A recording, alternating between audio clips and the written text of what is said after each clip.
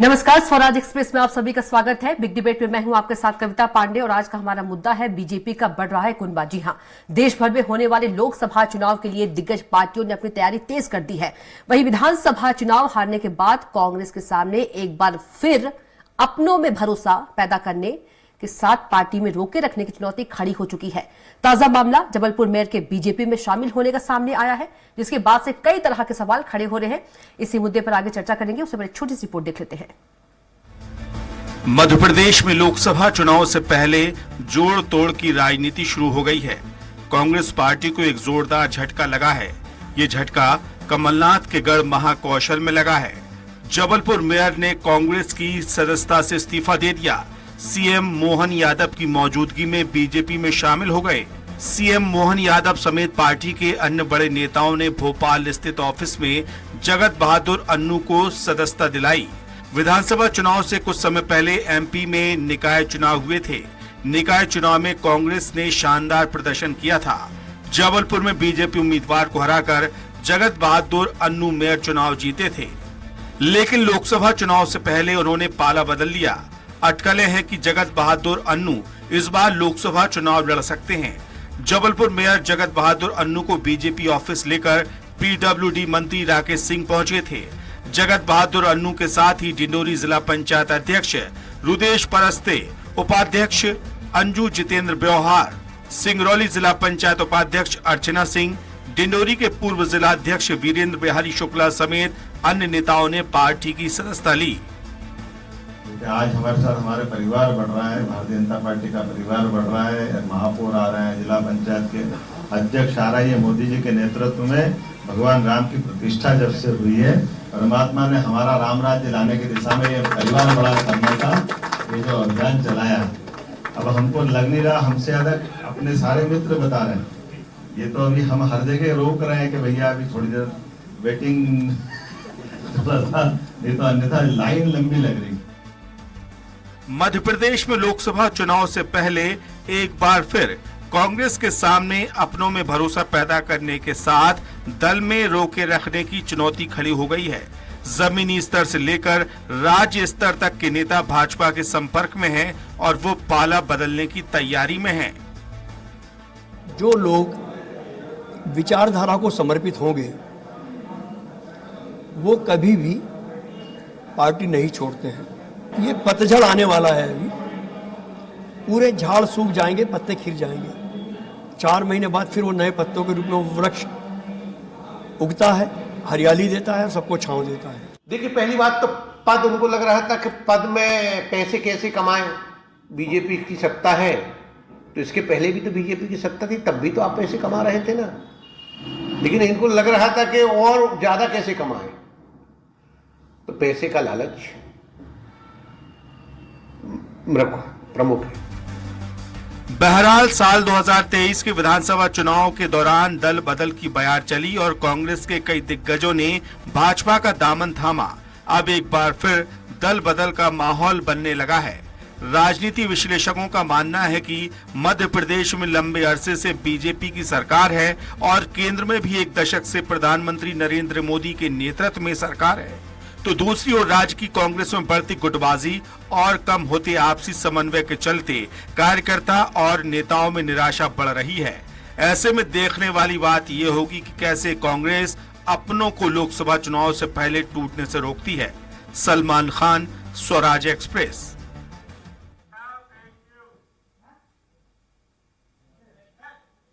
मौजूद रहेंगे कांग्रेस से प्रवक्ता आनंद जी मौजूद रहेंगे, बीजेपी प्रवक्ता प्रेम व्यास जी मौजूद रहेंगे और वहीं वरिष्ठ पत्रकार दिनेश निगम जी हमारे साथ मौजूद हैं। आप तीनों को चर्चा में बहुत स्वागत है। सबसे पहले वरिष्ठ पत्रकार के पास चलेंगे। दिनेश निगम जी, किस तरह से देखते हैं, क्या लोकसभा चुनाव से पहले कांग्रेस को बड़ा झटका लगा है?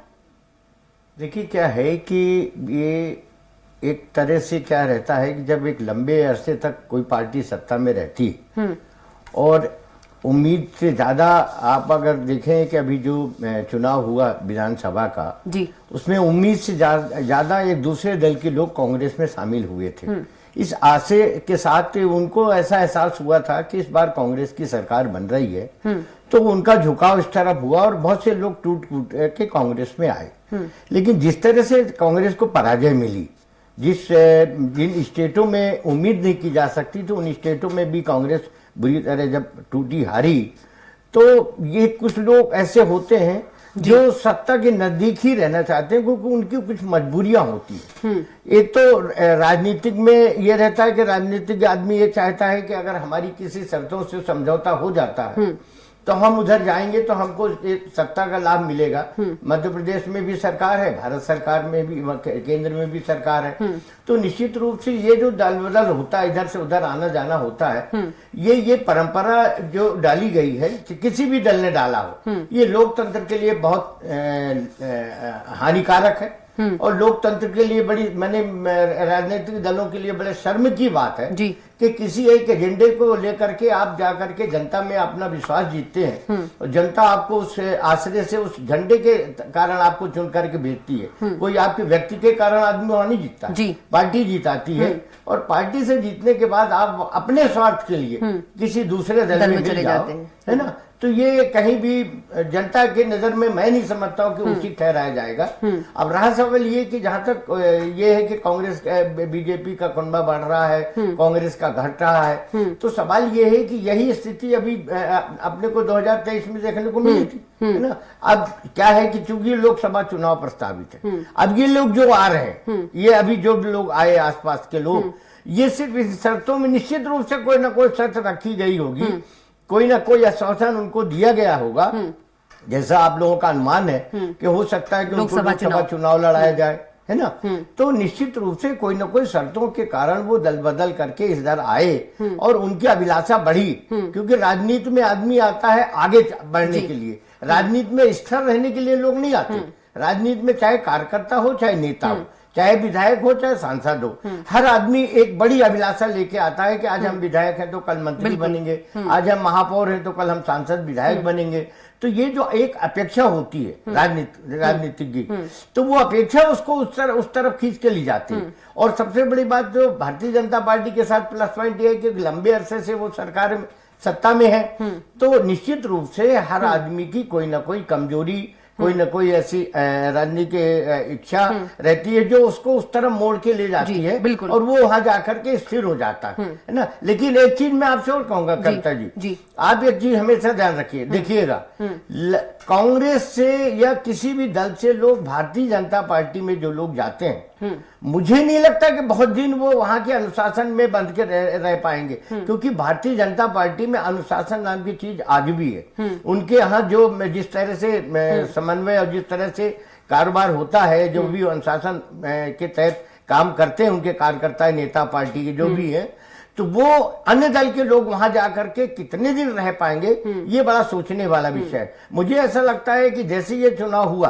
तो ये जो शर्तों में समझौता होता है, ये फिर लौट के इधर उधर भी जा सकते हैं किसी दल में, इसमें कोई बहुत बड़ी बात नहीं है। इसको अपन इस नजरिए से देखें कि लोकसभा चुनाव के बाद क्या होता है। बिल्कुल, हमारे साथ आनंद तारण जी भी जुड़ गए हैं और प्रेम व्यास जी भी। आनंद तारण जी, बहुत चर्चा में स्वागत है। आनंद तारण जी, किस तरह से देखते हैं, लोकसभा चुनाव से पहले लगता है कि कांग्रेस को बड़ा झटका लगा है? नमस्कार जी। नमस्कार। देखिए शिल्पा जी, जब हमने 2023 में जो विधानसभा चुनाव थे, उस समय आपने देखा होगा कि हजारों की संख्या में भाजपा के नेता और कार्यकर्ता कांग्रेस की तरफ आ रहे थे और रिजल्ट भी हमने देख लिया क्या हुआ। निश्चित रूप से आप चुनाव की जो बेला है, जो लोग जा रहे हैं वो अपने स्वार्थ के लिए जा रहे हैं, अपनी कहीं ना कहीं कोई या तो दुखती रग होगी उसकी मामला है, या कोई कमाई की बात हो। अभी हमने जो भारतीय जनता पार्टी के नेता का विजन सुना था, उन्होंने बोला था कि भैया बीजेपी की सरकार तो पहले भी थी, पहले भी हम कमा रहे थे, अब और ज्यादा कमाएंगे। तो निश्चित रूप से ये सब चीजें हैं, लेकिन जो आस्था और जो चाल चरित्र चेहरा होनी चाहिए पार्टी के प्रति, वो तो अब रहा नहीं है। भाजपा में भी यही हालात है। भारतीय जनता पार्टी में आज की तारीख में जो लोग हैं वो केवल अवसरवादी हैं, केवल अपने स्वार्थ के लिए वो भारतीय जनता पार्टी से जुड़े या उस पार्टी में शामिल है। उन्हें जनता से या जनता की समस्याओं से कोई लेना देना नहीं है। और इसलिए हम देख रहे हैं बराबर भारतीय जनता पार्टी की सरकार जरूर 20 साल से मध्य प्रदेश में, लेकिन क्या स्थिति बन गई है कि कोई जनहित के कोई काम नहीं हो रहा है, केवल और केवल घोषणाएं हो रही हैं और केवल जनता को बरगलाने का काम हो रहा है, इसके अलावा कुछ नहीं। निश्चित रूप से नुकसान तो हुआ है पार्टी का, थोड़ा बहुत जो भी हुआ है नुकसान, लेकिन इन सब चीजों से कांग्रेस के लोग, नेता या कार्यकर्ता कोई विचलित होने वाले नहीं। निश्चित रूप से हमारा प्रदर्शन मध्य प्रदेश में पिछली बार लोकसभा से कई गुना ज्यादा अच्छा होगा, ये मैं आपके चैनल पे वायदा करता हूँ। मतलब कोई फर्क नहीं पड़ने वाला है कांग्रेस को, ठीक है। प्रेम व्यास जी, कांग्रेस कह रही है कि कांग्रेस समुंदर है, कोई फर्क नहीं पड़ता कांग्रेस को। समुद्र तो है ना कांग्रेस। शिल्पा जी, जैसे कविता पांडे कविता जी सॉरी, जैसे पूर्व में कांग्रेस का तो इतिहास ये रहा है, जब कांग्रेस टूटी है तो नए दलों का निर्माण हुआ। कांग्रेस वाई, कांग्रेस एस, कांग्रेस आई, कांग्रेस जेड। तो कांग्रेस के जो नेता होते हैं वो कभी भी कांग्रेस में अपने आप को सुरक्षित नहीं मानते, क्योंकि इनकी शीर्ष की राजनीति अलग होती है और अर्श की राजनीति अलग होती है। अब देखिए, हम नरेंद्र मोदी जी के नेतृत्व में एक विजन को लेकर चल रहे हैं, और वही कांग्रेस अभी कंफ्यूजन को लेकर चलती है। अब देखिए, यात्रा प्रारंभ होती है जहां से पश्चिम बंगाल से, वहां से ममता जी साथ छोड़ देती है। थोड़ी सी और आगे बढ़ते हैं तो नीतीश जी साथ छोड़ देते हैं। थोड़ी सी और आगे बढ़ते हैं तो पंजाब और दिल्ली की कांग्रेस और आम आदमी पार्टी समन्वय नहीं बिठा पाती। मध्य प्रदेश से जितने भी कांग्रेस के पूर्व के वरिष्ठ नेता हैं, वे चुनाव के पूर्व भी कांग्रेस का साथ छोड़ चुके हैं और अभी भी कांग्रेस का साथ छोड़ चुके हैं। तो उसका जो एक मुख्य कारण है वो रीति और नीति है। जिस तरह से हमने विकास कार्य किया है, और 18 वर्षों में जो विकास कार्य किए हैं, पूर्व में मध्य प्रदेश बीमारू राज्यों की श्रेणी में आता था, आज मध्य प्रदेश 10th पोजीशन पे और विकसित राज्यों की श्रेणी में है। जिस तरह से सड़कों का निर्माण हुआ है, जिस तरह से बिजली का निर्माण हुआ है, जिस तरह से आम हितैषी योजनाएं चलाई गई थी, पूर्व में एक जुमला चलता था, गरीबी हटाओ गरीबी हटाओ। हमने गरीबी हटा के बताई है। 2.5 करोड़ लोग, नीति आयोग की रिपोर्ट है कि 2.5 करोड़ लोग बहुआयामी गरीबी से सिर्फ मध्य प्रदेश से बाहर हुए। तो डबल इंजन की सरकार ने जो कृत्य करे, जो कार्य किया है, उसी का तो प्रतिसाद है कि आज पर कैपिटा इनकम में भी हम 1,78,000 रुपए के आसपास पहुंच रहे हैं। हमने जो विकास कार्य किए थे वो धरातल पर है। और जो कांग्रेस का 10 वर्ष का शासन था, 2004 से लेकर 2014 के मध्य में, उस समय जो महंगाई दर था, आप देखेंगे तो सब कुछ ठीक था। उसके बाद महंगाई दर 8.2% था, और 2014 के बाद कोरोना से लड़े। मतलब कि प्रेम व्यास जी, आप ये कहना चाह रहे हैं कि जो कांग्रेसी जो है बीजेपी में शामिल हो रहे हैं, बीजेपी के दामन थाम रहे हैं, वो बीजेपी के जो विकास कार्य है उससे प्रभावित होकर जो कांग्रेसी बीजेपी में आ रहे हैं, आप ये कहना चाह रहे हैं? जो निश्चित रूप से एकमात्र। और दूसरा एक और चीज बताऊंगा, जैसे राम विमुख संपत्ति प्रभुताई पाए रहे पाई बिनु पाई, ये सभी लोगों ने देखा है। और उसके बाद कई लोगों का हृदय परिवर्तन हुआ और भारतीय जनता पार्टी में। बिल्कुल।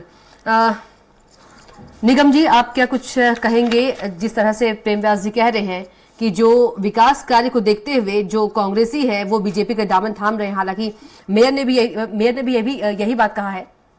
देखिए, कहने और करने में बहुत अंतर होता है। कहना दिखावा तो करना ही पड़ेगा, टीवी के सामने हो या पत्रकार मीडिया के सामने हो, ये तो बोलना ही पड़ता है कि हम निस्वार्थ आए हैं, हमारा कोई स्वार्थ नहीं है, हमारा कोई समझौता नहीं है। कैमरे के सामने कुछ और बंद दरवाजे निश्चित रूप से, क्योंकि आप ये मान के चलिए, ये जो समझौते होते हैं निश्चित रूप से किसी न किसी शर्तों में होते हैं। कोई न कोई पद का ऑफर आता है या दिया जाता है, या किसी तरह का जो है उनको ऑफर दिया जाता है कि हम आपको बोर्ड में यहाँ एडजस्ट करेंगे, ये निगम मंडल में एडजस्ट करेंगे।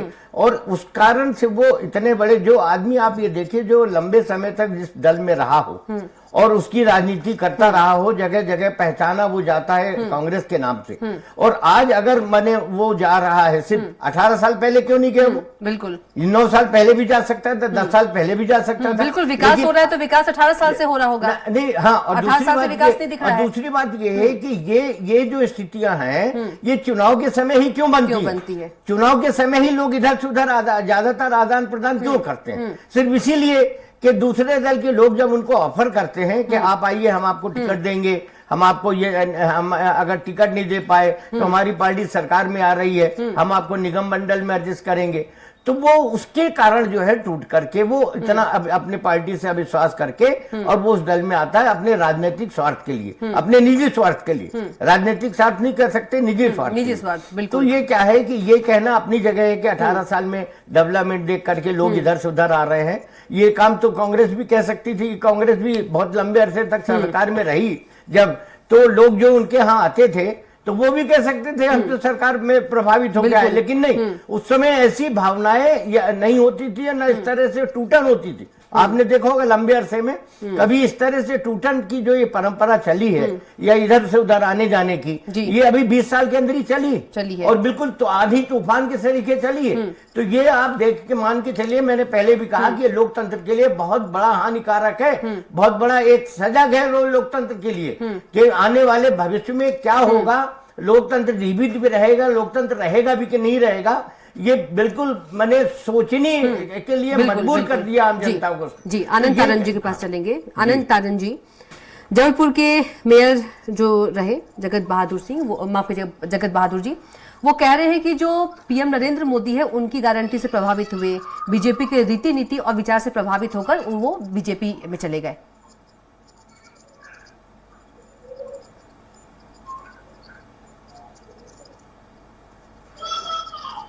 आनंद जी जी कौन सी गारंटी? जी 2013 में सत्ता में आने को आते थे मोदी जी, तब उन्होंने बोला था कि 2 करोड़ नौजवानों को प्रतिवर्ष नौकरी देंगे, 15 लाख रुपए देंगे हर खाते में। ये बार डिबेट काला धन लेके आएंगे, काला धन लेके तो नहीं आए, लेकिन काला धन उन्होंने बोला डीजल पेट्रोल के रेट बढ़ रहे हैं, तो आज डीजल पेट्रोल 100 रुपए के आसपास। आनंद जी, ये सवाल जो मैंने आपसे पूछा, जो मेयर है जगत बहादुर, वो जो बीजेपी में शामिल हुए हैं वो प्रभावित हो गए बीजेपी के रीति नीति विचार से, मोदी की गारंटी से, इसलिए बीजेपी में चले गए।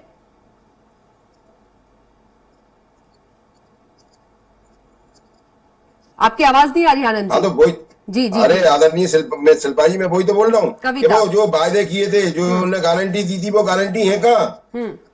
अब आ रही है, आवाज आ रही है? जी आ रही है, आवाज आ रही है। तो ये वही आवाज आ रही है? जी बिल्कुल आनंद जी, आवाज आ रही है, आ रही है आवाज। हेलो आनंद जी, आवाज आ रही है? हेलो जी जी,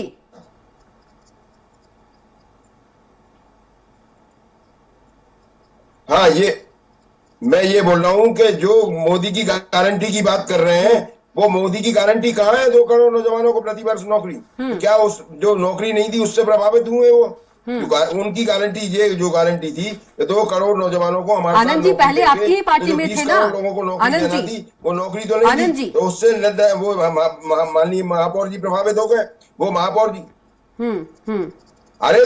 अरे मैं आपसे क्या बोल रहा हूँ, इसलिए तो मैं बोल रहा हूँ कि भाजपा में आ गए तो जो उनकी मोदी की गारंटी से प्रभावित हुए, तो मोदी ने गारंटी दी कि 2 करोड़ नौजवानों को हम नौकरी देंगे, तो वो जो 20 करोड़ को नौकरी देना थी वो नहीं दी उनने, तो क्या उस गारंटी से प्रभावित हो गए? नौकरी नहीं मिली, गारंटी दी थी लेकिन उससे प्रभावित हो गए, वो भाजपा में शामिल हो गए। वो इस बात से शामिल हो गए कि डीजल पेट्रोल के रेट जो उन्हें कम करना थे, आज 100 के आसपास हो गए डीजल पेट्रोल के रेट बढ़ा दिए, और क्या उस गारंटी से वो प्रभावित हो गए कि जो उन्होंने बोला था उन सब चीजों से उन्होंने उल्टे हो गए कि जो बोला था कि महंगाई कम करेंगे, महंगाई आज भारतीय जनता पार्टी की सरकार में दुगनी हो गई, उन गारंटियों से प्रभावित हुए। मोदी जी ने वायदा किया था कि 50 दिन के बाद हम किसी चौराहे पे आए, तो कौन सी ऐसी गारंटी है प्रभावित हुए?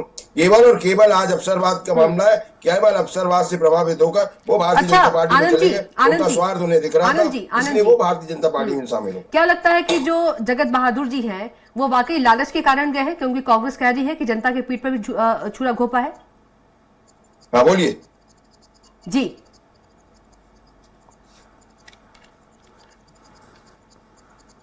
देखिए, हो सकता है उनको ये लग रहा होगा कि जो हमारे काम है, हम महापौर के रूप में काम कर रहे हैं, भारतीय जनता पार्टी की सरकार के रूप में नहीं हो पा रहे हैं हमारे काम, भारतीय जनता पार्टी की सरकार है वो हमारे कामों को रोक रही है, या और कोई उनका व्यक्तिगत कोई कारण हो, कहीं ना कहीं दबाव हो उनके ऊपर भारतीय जनता पार्टी प्रभाव में गए, आप कहना चाह रहे हैं दबाव प्रभाव में गए। आज आप देख रही है जो सरकारी एजेंसी उनका दुरुपयोग हो रहा है, दबाव प्रभाव में गए, किस तरह से जो दल बदला है उन्होंने दबाव प्रभाव में, दोनों चीजें हो सकती है। प्रेमराज जी, बिल्कुल दबाव प्रभाव का मामला कह रही है बीजेपी, माफ कीजिए कांग्रेस जी।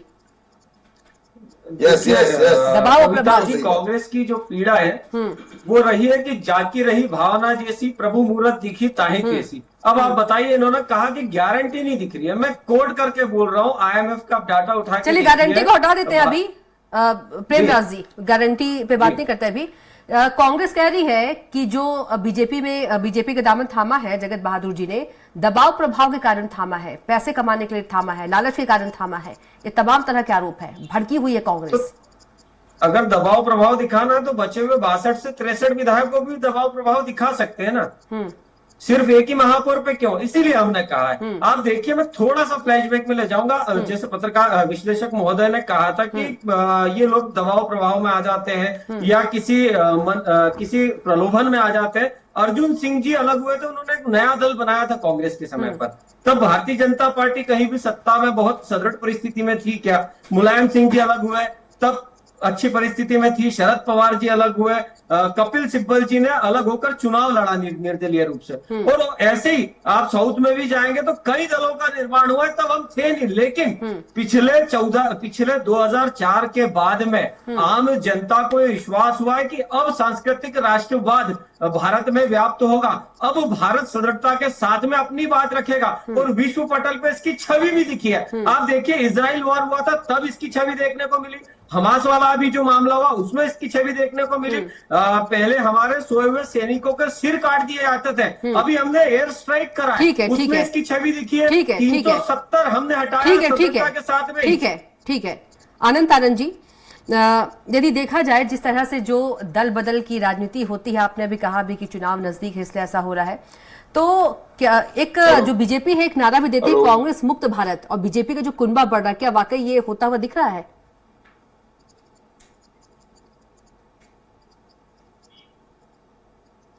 दिनेश निगम जी से सवाल है, माफ कीजिएगा, दिनेश निगम जी से सवाल है। आनंद जी, दिनेश निगम जी से सवाल है, का चाल चरित्र चेहरा जी जी आनंद जी आपको रोकना चाहूंगी, दिनेश जी से सवाल है। हर तरीके मैं इस मामले में ये कह रहा हूँ, मैं जो आपने सवाल किया कि ऐसा नहीं है कि कांग्रेस के मुक्त जो है सरकार मतलब भावनाएं लेकर के कोई भी राजनीतिक दल उसमें सफल हो जाएगा, मैं ये नहीं कहता हूँ। हो भी सकते हैं, परिस्थितियां कब कल कैसी आएंगी, क्या परिस्थितियां बनती है। जिस तरह से 20 साल से समीकरण देखने को मिल रहे हैं, तो अगर कल सोचने जिन दलों ने सोचा है या जिन्होंने सोचा है कि हम कांग्रेस मुक्त देश में राज करेंगे, तो हो सकता है कि उन्होंने कोई ऐसी प्लानिंग कर रखी हो, कोई ऐसा मुद्दा या कोई ऐसा प्रोजेक्ट बना रखा हो कि वो उसमें सफल हो जाए। पर मेरा अपना मानना ये है, मेरा जो अपना अनुभव है 42 साल का पत्रकारिता का, तो मैं ये कहता हूं कि कांग्रेस का भी एक लंबा अरसा रहा है और लंबे समय से कांग्रेस स्थायी है। तो इस तरह से उसको कांग्रेस मुक्त करके मुझे नहीं लगता कि वो उनकी जनभावनाएं में वो अपने सफल हो पाएंगे या उस प्रोजेक्ट में सफल हो पाएंगे। क्योंकि आप साउथ में अभी आप ये देखिए, साउथ के जो रिजल्ट आए 2 विधानसभा क्षेत्रों के, तो वो कैसे आए? वहां कांग्रेस पुनः जीवित हो गई जी है, नीचे स्तर पे चली गई, उसके बाद फिर ऊपर उभर के आ गई। तो कहीं ना कहीं उसका बीज, कहीं ना कहीं वो पेड़ जो है उसका पौधा मुरझाता जरूर है, लेकिन फिर उसको हरियाली कैसे मिलती है, बिल्कुल ये भी उनको सोचना चाहिए। उस माने उन लोगों को जो ये सोच के चल रहे हैं कि हम कांग्रेस मुक्त देश में बिल्कुल के मिश्रा जी कह रहे हैं कि पतझड़ आएगा, झाड़ सूखेगा और फिर उसमें नए पत्ते आएंगे, कह भी रहे के मिश्रा जी। नहीं, मैं बता रहा हूँ उसका कारण यही है कि आप देखिए कि पहले आप देख लीजिए साउथ में जिस तरह से माइनस हुई, कांग्रेस उभर के फिर सामने आई है ना। मध्य प्रदेश में एक लंबे अरसे से 15-20 साल से कांग्रेस का पत्ता बिल्कुल साफ होता जा रहा था, आम जनता एक तरफा निर्णय लेती थी। लेकिन 2018 में उसने पुनः अपना झंडा बुलंद किया, भले वो बाद में किन्हीं कारणों से इधर उधर आपस के लड़ाई है जो भी अपन कह सकते हैं, किसी कारण वो टूटी या लोग बिके। और एक चीज मैं कविता जी और बताऊं, लोकतंत्र में जो खरीद फरोख्त की परंपरा चालू हो गई है ना, ये भी देश के लिए बड़ा नुकसानदायक है, बहुत नुकसानदायक है। उसका कारण मैं बताऊं, कल को अगर मान लीजिए कोई बहुत अरबपति कंट्री जो है वो अपने यहाँ के सांसदों की बोली लगा करके और अपने दिल्ली में बैठने का प्रयास करे, तो आप कैसे रोकोगे? ये परंपरा अगर चालू हो गई कि जिस दल ने भी शुरू किया, मैं तीनों दलों, सभी दलों के लिए सचेत करना चाहता हूं और अपील भी करना चाहता हूं और निवेदन भी करना चाहता हूं कि इस परंपरा को जितना जल्दी हो खत्म करें। कोई ना कोई ऐसा प्लानिंग करे या कोई ऐसा नियम कानून बनाए जिसका कड़ाई से पालन हो और ये परंपरा खत्म हो जाए, नहीं तो देश के लिए बहुत नुकसानदायक है। ठीक है, समय का अभाव है इसलिए यहीं पर डिबेट को रोकना होगा। प्रेम व्यास जी आपका भी बहुत धन्यवाद, दिनेश निगम जी आपका भी बहुत धन्यवाद और आनंद तारण जी आपका भी बहुत धन्यवाद। तो आज का हमारा मुद्दा कि बीजेपी का जो कुनबा है वो बढ़ रहा है। लोकसभा चुनाव के ठीक पहले कांग्रेस को बड़ा झटका लगा है। जबलपुर मेयर की बात करें जगत बहादुर अन्नू, तो उन्होंने बीजेपी का दामन थाम लिया है। वहीं गुना में भी बड़ा झटका मिला है क्योंकि सुमेर सिंह जो है वो भी बीजेपी में आ गए हैं। बड़ा सवाल यह है कि आखिर जो कार्यकर्ता है, नेता है, वो कांग्रेस में निराश क्यों है। तो फिलहाल के लिए बिग डिबेट में इतना ही। आप देखते रहिए स्वराज एक्सप्रेस। नमस्कार।